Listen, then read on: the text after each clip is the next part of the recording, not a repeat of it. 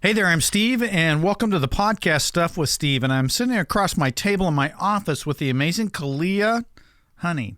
Hi. How are you today? Good. How are you doing? Oh, I'm wonderful. Good. How many cookies have you eaten today in the office? One. Just one. How many have you had? Let's not go there. Okay. Yeah. Okay. Let's not. Hopefully, Mary, you know if you're watching. You know, she doesn't watch. She might listen. I don't know. Just depends. But let's hope not.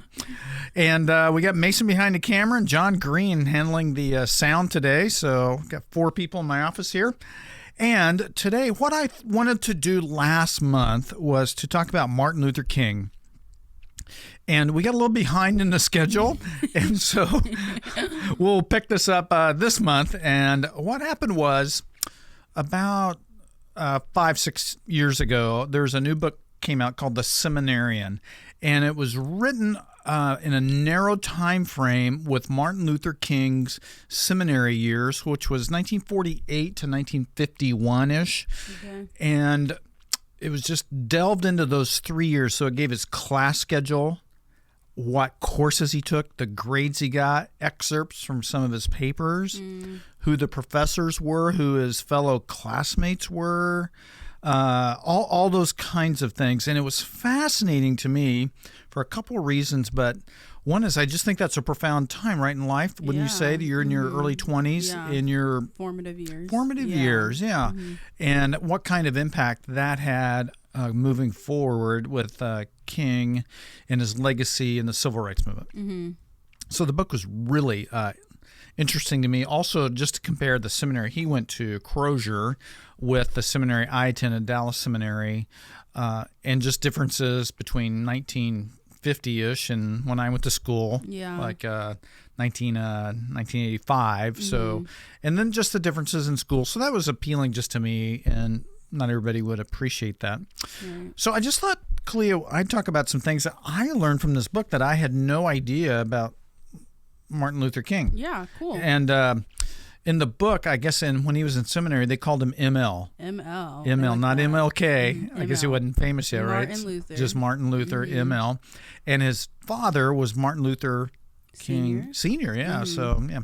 And he was called Daddy King. Daddy King. And his mama was called Mama King. Mama King, yeah. And she played the organ, and his dad was a self-described Bible thumper. It's right in front of me. I love that. Bible thumper.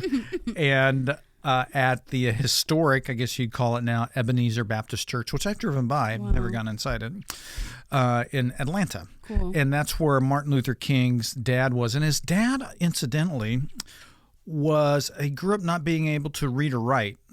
And maybe that wasn't that uncommon for people that age.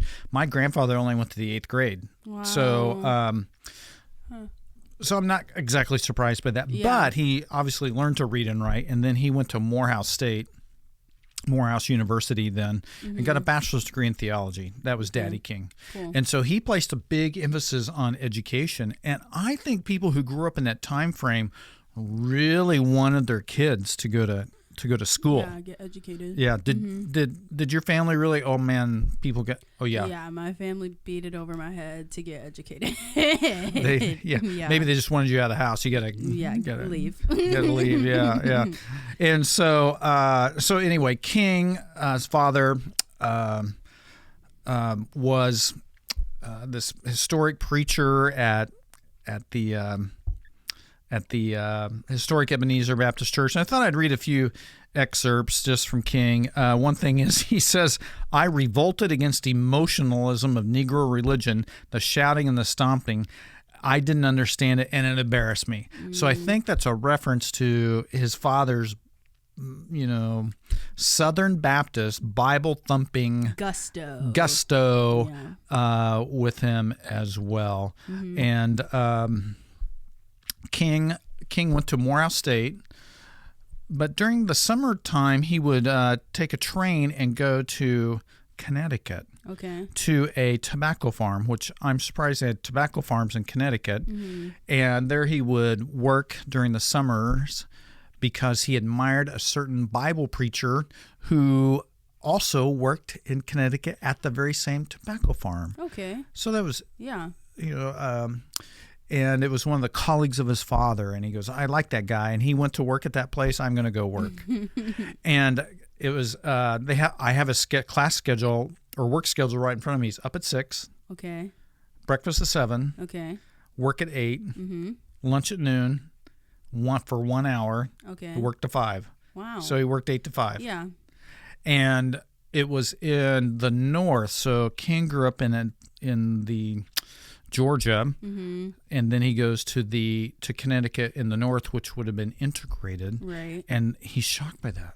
So he's traveling by train, and he switches trains in Washington D.C. and he goes, all of a sudden everything changed. It's just really different. Yeah. He was just overwhelmed with the size of cities, and he was overwhelmed that during breaks on the tobacco farm, white people would come and talk to him. Yeah. And so he says, I see several quotes here from him that, well, here's what he says. They were workers just like we were, and we could talk to them briefly during lunchtime and not get taken to jail for it. Can you? I cannot imagine that. And so that was just part of the King's, that was part of his world. Right. Just part of his world. And eventually, shortly before he goes to Crozier Seminary, there's a kind of a disagreement at a railway station where he worked. So he worked on the railroad a little bit. Okay. And he got in kind of an argument. So he fires off a well-written letter to the Atlanta Constitutional Journal, and they print it. Wow. And so it's obvious he's mad in the letter, but he kind of takes the community to task for segregation. And so once again, we see these early pinnings of King's social justice starting to formulate early in his life as well. So King ends up going from Alabama or from Georgia to Pennsylvania, and that's where Crozier Seminary is. Okay. And his parents didn't want him to go. And why didn't they want him to go to Crozier? Because they wanted him to stay home and be close to them, and they did not want him mingling with people in the north. Right. Yeah, so there was this divide a little bit between the north and the south among all races, and there was a tension there. Yeah. And so, and I'm sure as parents went, oh, we don't want our kid going so far away. I'm sure that's part of it. And he ends up at Crozier Seminary because it was considered some sort of a scholar school. Okay. And not much on practical. And I think that's another reason his father really didn't want him to go to this school. And so here's a quote from King. I didn't so much want to be a preacher because, well, it says of his deep faith, third person here, abiding faith in God. Instead, he saw ministry as the best way to combat segregation and inspire change. In order to do that, he chose to apply to a seminary in the north where that degree would be more influential than a degree from the southern states. Right. So I just chalk that up to wisdom. Yeah. Or to being, I'm trying to say, I think King was incredibly pragmatic and was just shrewd. Maybe that's where, I mean, shrewd in a good way is what I would say. And so he ends up at Crozier. So he goes to ends up at Crozier, and there were 40 kids in his class. 16 were black, and I don't remember how many were women. I don't remember that part.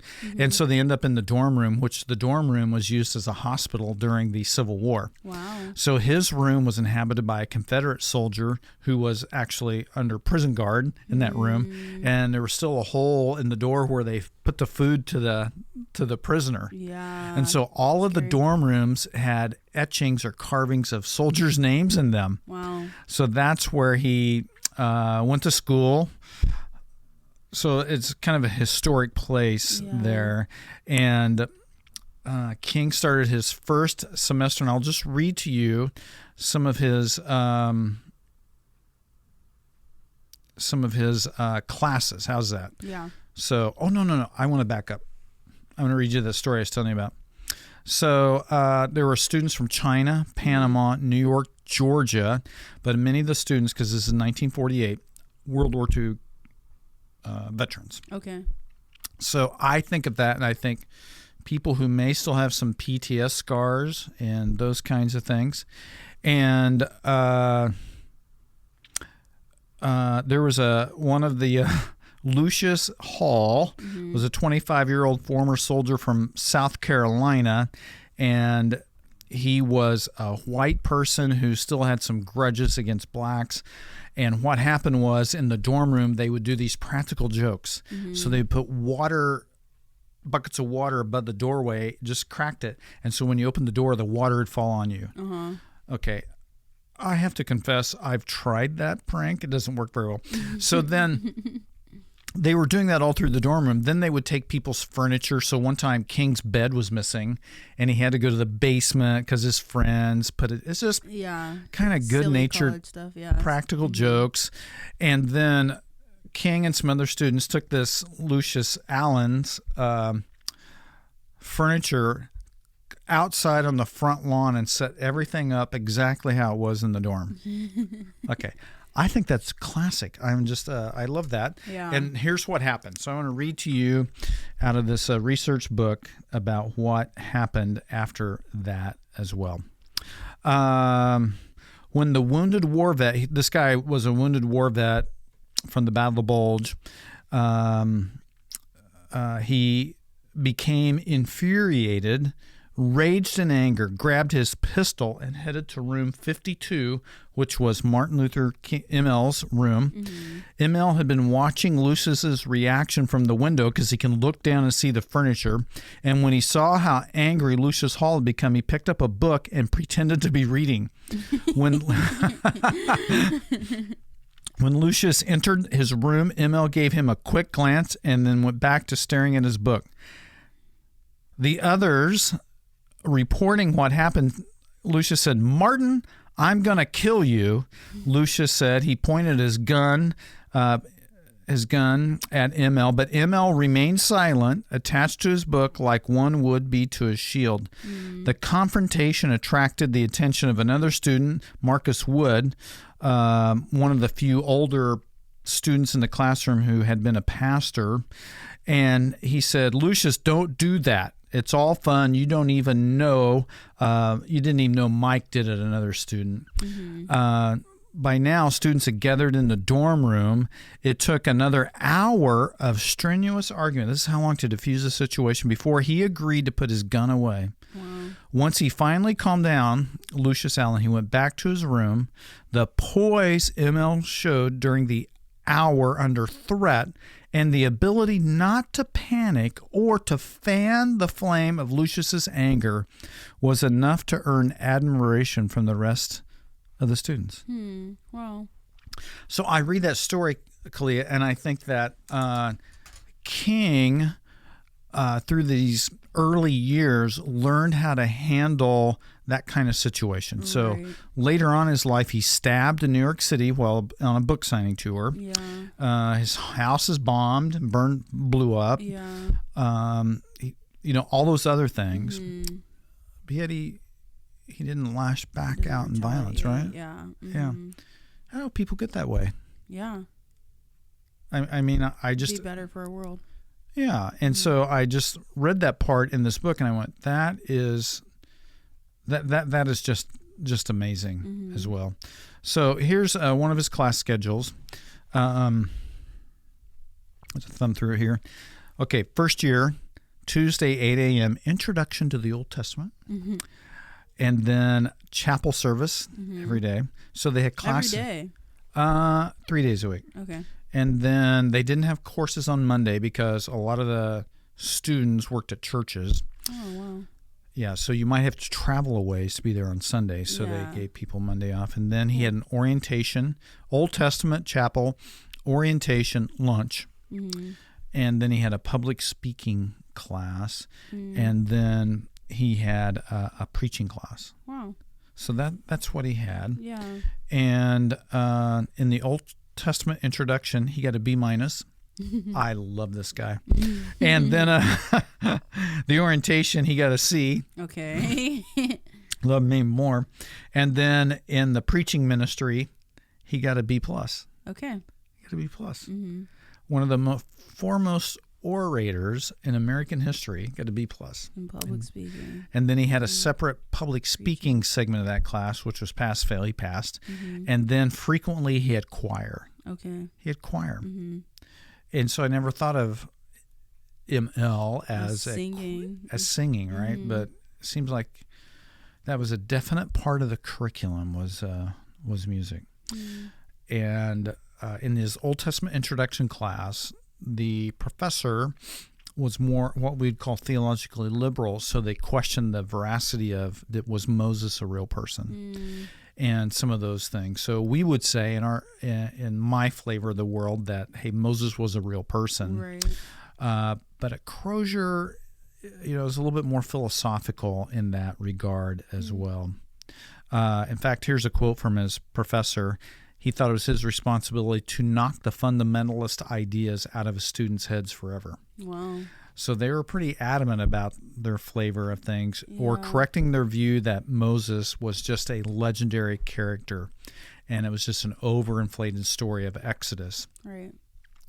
And so I think that was influential in King's life as well, but it doesn't really show up, those things, in his civil rights or his pushing back on segregation as well.